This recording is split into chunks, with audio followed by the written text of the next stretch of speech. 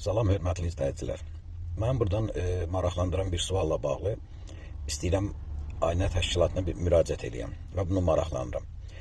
Aynanın dediyinə görə, Ayna nümayəndəsinin dediyinə görə Bakı şəhərində 35 min taksi qeydiyyatdan keçib və bunun 22 mini gündəlik işə çıxır. Yəni 13 min taksi qeydiyyatdan keçib və işə çıxmırlar. Yəni bu adamlar vergi ödəyir, sertifikat alıb, buraxılış kartı alıb.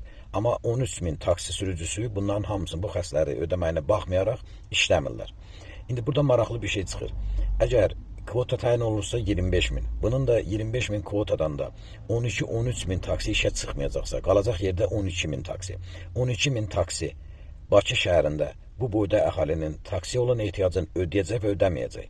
Ayna təşkilatından cavab verə bilərlər ki, burada ancaq işləyənlər saxlanılır. Amma bu absurd bir məsələdir. Çünki siz bilə bilməzsiniz ki, ixtisara saldığınız 10 min, o qoyduğunuz kvotanın içində qaldı ya çölündə qaldı. İşləməyən taksilər, o dediyiniz 12-13 min işləməyən taksi, sizin müəyyən elədiyiniz bu 25 minlik kvotanın içərisindədir, yoxsa onlar kvotadan kənarda qaldılar?